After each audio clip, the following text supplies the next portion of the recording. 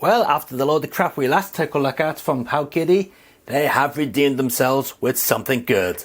This is the RGB20. Let's check it out.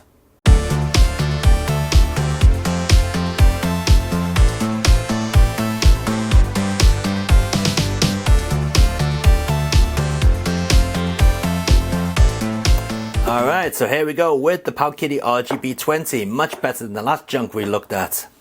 Take a look at that beauty. Ooh, isn't that nice? So what we get is a console with a metal faceplate. It has that classic Famicom look. Little thumbstick here, which you might think is in a very awkward position, but believe it or not, that is actually very easy to get to grips with. You've got a D-pad here, a real D-pad that feels good. 4 face buttons, which again feel good. An L3 and a 2 and a V and an R3. Yeah, okay. And a select and stop button here. These are basically just function buttons. Now here is something that's a little bit weird. The machine actually has cutouts on the back of it. And this is where your L and R triggers live. L1, L2, R1, R2. Now you may be thinking that's really weird. But believe it or not, when you hold it, it's actually quite comfortable. I'm surprised. It works pretty well. In fact, it fits perfectly within my hands. On the top of the machine, we have a couple of options. We've got, here we go, turn it the right way around, a Wi-Fi on and off switch. Whoops. We've got a USB-C input, another USB-C input. This one is basically for connecting an external controller to it. This one is for powering and charging the device. We've got a micro SD card slot and a headphone out. On the bottom, we've got nothing. On this side, we've got a reset and a power button. And absolutely nothing on that side. So let's power up this bad boy and see how it is. Let's hold down that power button and switch it on. So straight away, you can see that this is running Odroid, which is basically the same type of thing that you'd run on your Raspberry Pi. So upon powering on the machine, you can see we've got the good old front end that is normally used on this type of device. Loads of different consoles included, with loads of games also built in, including Nintendo 64, which has 4 games. So let's take a look and see what we got. Donkey Kong 64, Mario Kart 64, Star Fox 64, and Super Mario 64. Let's go with a bit of Star Fox 64. There's gonna be something wrong with it, guaranteed. In fact, already, look, I can see missing textures.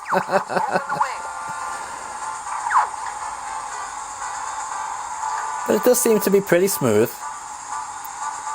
Okay, let's get into the actual game.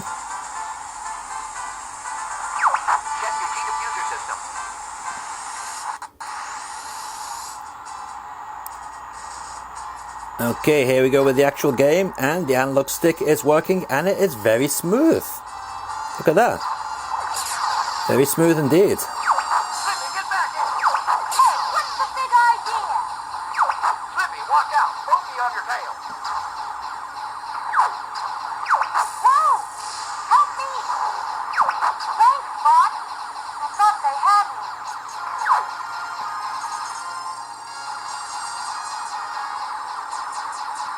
Shame we got some texture issues, and it seems the lighting is also off on this game because it's very dark.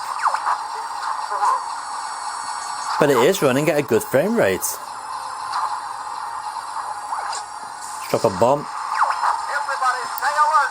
Alright, let's check out another Nintendo 64 game. See how that fares. I'm guessing start and select will reset it. Yes, it will. A little bit of stuttering there. Now keep in mind that I'm running this completely stock. I haven't done any changes to any options whatsoever. Alright, where's alright, we're using the analog stick. Yes, we are. Oops. Okay. Looks like I've got to use the L and R triggers for this one. Here we go.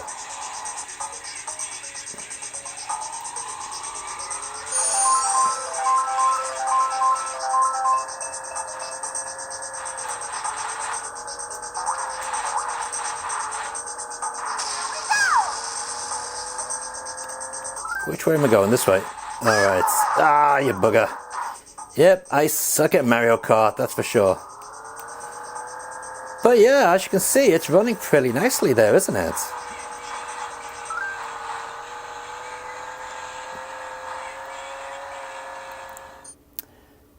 Okay, you can also play Nintendo DS on here and Neo Geo, but I'm interested to see how well the Dreamcast stuff runs. So let's go over to Dreamcast and check that out. There we go. So we got the usual selection, Jet Set Radio, Res, and Sonic Adventure 2 stuck on here. We'll go with Res.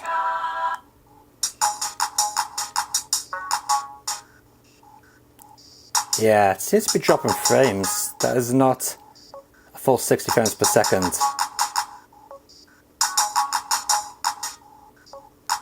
And there's some glitching as well. Yeah, the special effects are glitching out there.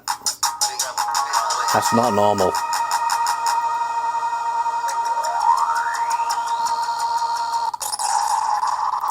Oh yeah, bit of stuttering there. Did you see that? Okay, so it looks like this device, in its stock form at least, is not perfectly running Dreamcast games. Will it stutter again? Yes, it did. Yeah.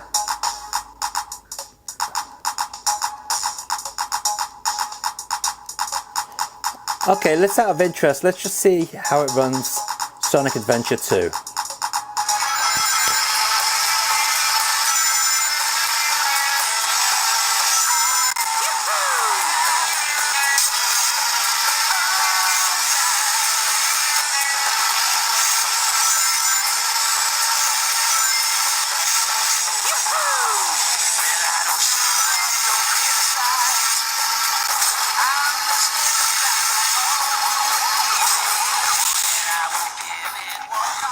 Yeah, so that seems to be about average really for these type of devices. It's not perfect.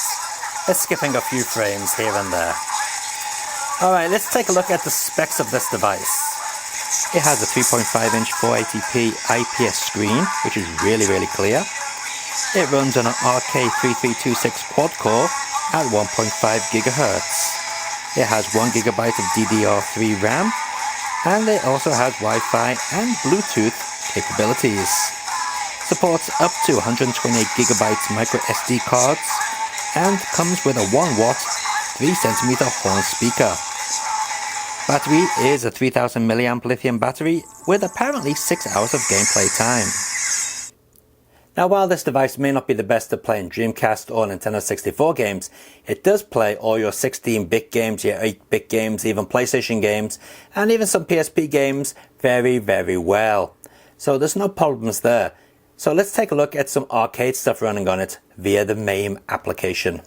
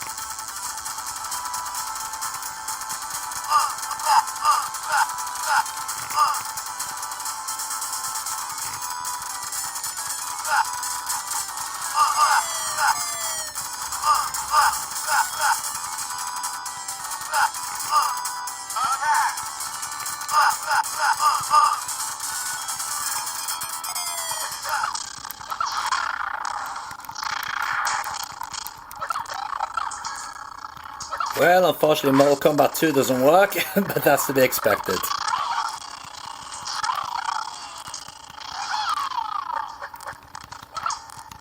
Well, it does work, just very poorly. Just like my playing skills.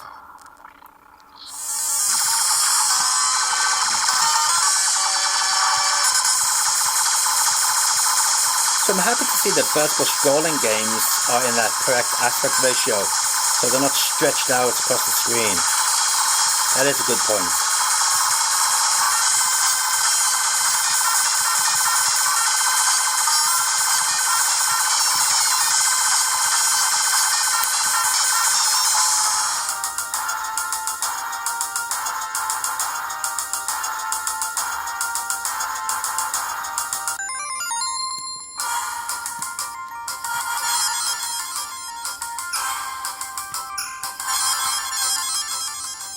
Destroy them all.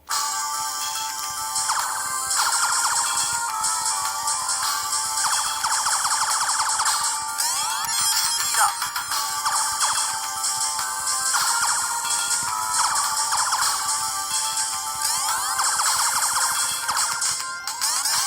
Double. Speed up. Now pressing the V button down there allows you to change different options in the game, just like you can on PC MAME, so that's good. So as well as having loads of arcade games on here, I also like the interface. So if you leave the poster up for a while, you actually get a video of the game running. That's pretty cool. Nice bit of detail there. Of course, with this being a RetroArch device, you get access to all the usual selection of options, such as game states, connecting to the Wi-Fi to transfer data across, and so on. It's all in here. So before we finish up, let's take a look at some PlayStation games in action. This is yet another game I've never ever played. Never been a fan of Twisted Metal, to be honest with you. Oops. Yeah, just really dodgy controls. Unappealing graphics to me. But yeah, seems to be running this just fine.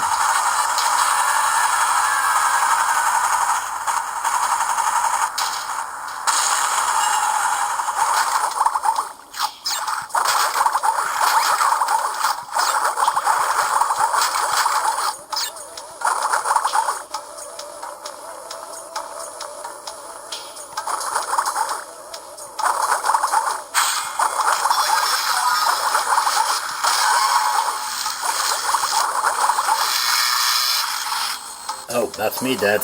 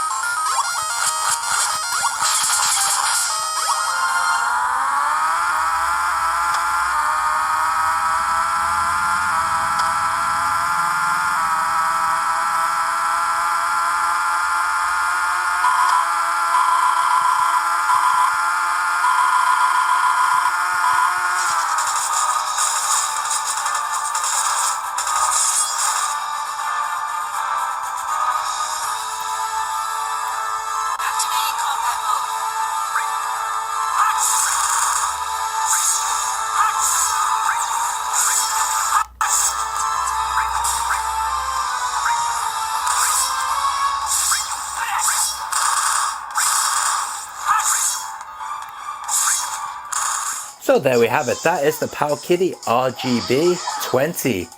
I like it. It's a pretty decent console. I mean, yeah, it doesn't play your Nintendo 64 or your Dreamcast perfectly, but anything below that seems to work just fine on it. And this particular one came with a 64GB micro SD card jam-packed full of games. Now, the legality of that is, you know, completely up to you, but that's what it came with. And I think the device is very simple to use. It's very comfortable in the hand as well.